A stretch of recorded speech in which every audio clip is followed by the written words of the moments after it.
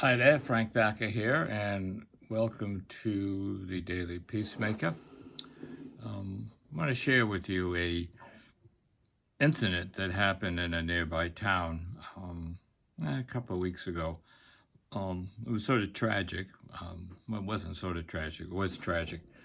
A young kid, 18, 19, was driving on two-lane highway and was texting and lost control of his car, went into the oncoming lane, and severe accident, smashed into another car. I think maybe one person might have been killed in the other car.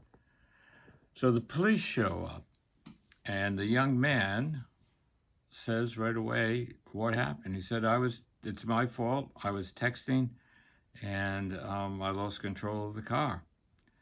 And I was like, taken by that in the sense that, this kid, he didn't say, oh, I'm not going to talk to anybody till I get my lawyer, or he didn't say, oh, that's not like me, so I never text, this has never happened before, anything like this. He didn't say, oh, it was their fault, they came over into my lane first and I panicked, and nothing, but I did it. I was texting and I did it. And that made me think of, of these things that you hear all the time now, that someone says something and they get a lot of negative feedback, and they say, oh, I misspoke. And is that even a word? I misspoke.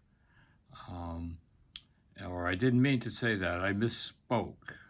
And, well, actually, as my wife would say, you did not mean to not say that. And then the other one is, that's not really who I am. Somebody does this sort of not atrocious act, but sort of a harmful act, or says something harmful, or mentions something in a negative way, and they get called on the carpet for that, so to speak, and they go, oh, that's not who I really am. And it's like, I'm afraid so. That really is who you are, or at the very least, it is part of who you are. I don't know if people remember, there was this comedian, Flip Wilson, I think was his name. I don't even know if he's still around, but he had this character called Geraldine, and he used to dress up as Geraldine, and she would do these sort of outrageous things, or things that people didn't like, and she'd get called on the cop and say, "Why did you do that?" And her response was always, "The devil made me do it." So it's kind of like the same thing when someone, "Oh, that's not really who I am." Well, I think it's part of who you are, which leads me into this notion of shadow, in terms of the shadow, in terms of the psychological notion of that. And there's tons of books and articles written on this and all kinds of stuff. And it can get sort of complex, and you can get lost in a lot of the psychobabble, but it's basically, the shadow is those parts of us that we don't like, and we try to keep them hidden, try to keep them in the shadow, so to speak. We're embarrassed by them, and we don't want other people to know about them. And let me give you an example, maybe from my own life, if you can bear with me with that. Most people see me as kind of a mild-mannered, easygoing, peace-loving guy, and to a great extent I am that way, I think. But there's a part of me, there's a streak in me that can be really violent. And I remember that it first came to me maybe like 40 years ago, maybe now. I was playing in a hockey game. And let me set the context. So I work for a state department, and I was frontline worker and the management, middle management, they had a bunch of guys that were very serious about their hockey, and they actually had a team. They had uniforms. They would, excuse me, play other teams around the country. It's like maybe, I don't know around the country, but around the general area. There's maybe a 40-year or 30-year-old league, and they had goalies and timekeepers and refs, really serious about it. And then a bunch of us frontline workers, there were a bunch of us that played, but it was one of these, rent a rink Friday night or whatever, everybody throw in $10. Back then you could get a rink for an hour for pretty inexpensive. Excuse me for a minute. So we decided to challenge them to a game. Okay, and they accepted our challenge. So we got together, and I'm not competitive by nature, but I was really into like beating these upper management. It's sort of like a union against management type of deal. And I remember we were playing, and we were fighting for the puck in the corner, and one of their guys started holding my stick, which, if you know anything about hockey, it's illegal. And I remember getting so mad that I was thinking about afterwards how enraged I got. It didn't last long because the puck came loose and you got back into the game. But I was thinking about afterwards, man, I was so mad. I could have, like, maybe even killed that guy. If we started fighting and things got out of hand, I was just so enraged, and I was like, wow, where did that come from? And I kind of, have spent many years looking at that, and I don't keep that in the shadow because I've befriended it. That's what you do with your shadow. You sort of accept that this is part of who you are, whether it's something in you that doesn't like members of the opposite sex, or something that's because people of a different nationality or a different skin color, they're terrible, and it's there. And we what most of us try to do is whack it down. Remember that? Or maybe they're still around. I think it was called whack-a-mole.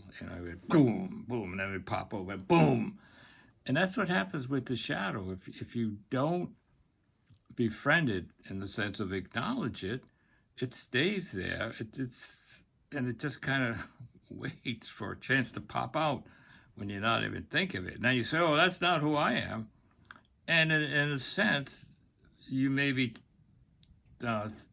telling the truth because you don't even know that that's part of you. And how much better it would be, in my opinion, if when someone says something inappropriate and they misspoke, or they say that's not who I am, if they would ask themselves, where did that come from? Why did I say that? Or why did I do that? Where did that come from? And begin to look at what's going on inside of them,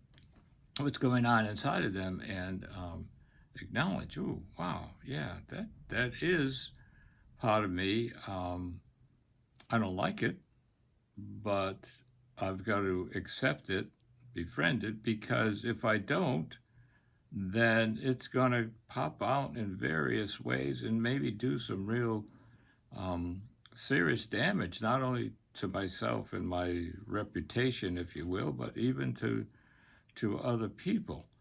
So it's a matter of befriending. That's a major step if you can acknowledge those parts of you that you don't like. And there's maybe even parts of you that you're not even aware of, that you wouldn't like, that you would not like if you were aware of them. So it takes a lot of work.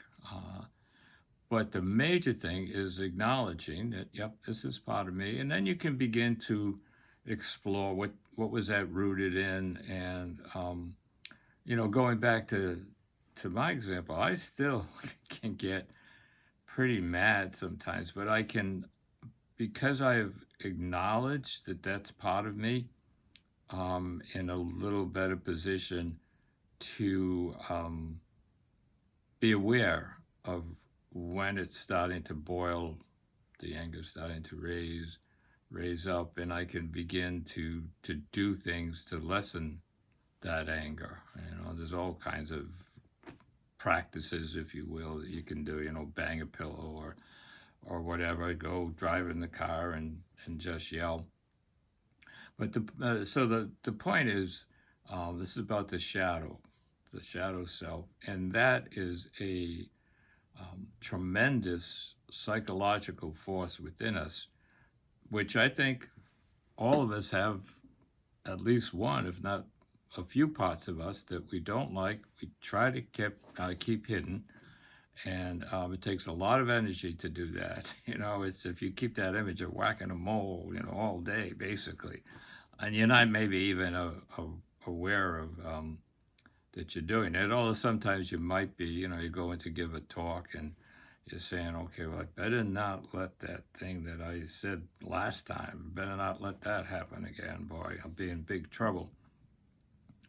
So again, it's like acknowledge it, befriend it, look at it, talk to a friend about it. Yeah, I do dislike women or men, or I do have this piece of me that can be really violent, or a piece of me that is shameful. I'm a chicken. I'm scared of my own shadow.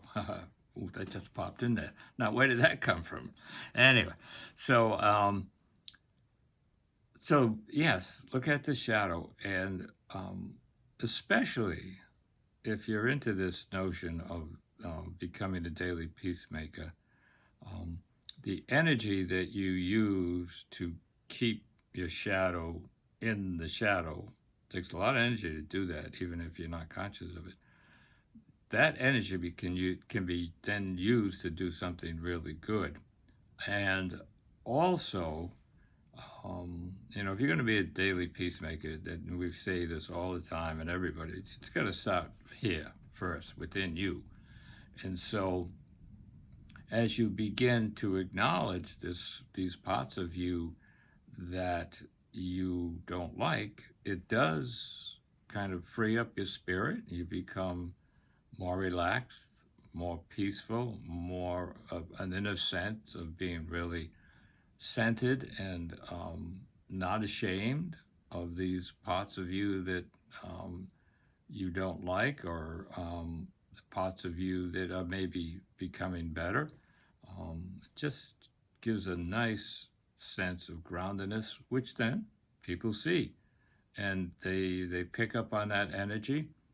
And if you're with a group of people and you're kind of centered and peaceful, that I believe, and people have told me this, a couple of my kids even, that when I'm around, things seem a little calmer or peaceful. Now maybe they know about my streak of violence, and so they're saying, well, let's not do anything that gets Dad upset. I'm only kidding.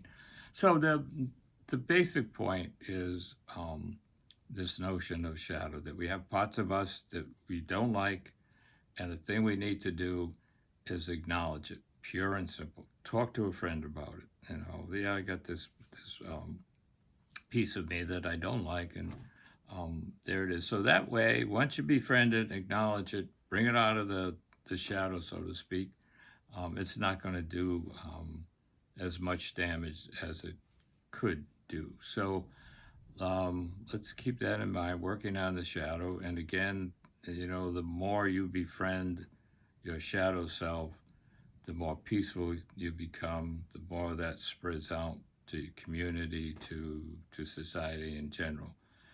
So with that in mind, I did remember to find a indigenous prayer to close with. I believe this is from the Navajo language. It's a prayer about beauty, and I will read it. Creator, may we walk in beauty. May beauty be above us, so that we dream of beauty. May beauty precede us, so that we are led by beauty. May beauty be to the left of us, so that we may receive beauty. May beauty be to the right of us, so that we may give out beauty. And may beauty be behind us, so that those who come after us may see beauty. Creator, may we walk in beauty. So thanks for spending the time to be with me. Appreciate that always. And, comments, letters, whatever's. Daily Peacemaker, you can send them in through the email there. Tell your friends about us and ask them to join up, to sign up with the email. And that's it. So good to be with you, and may you walk in beauty and peace.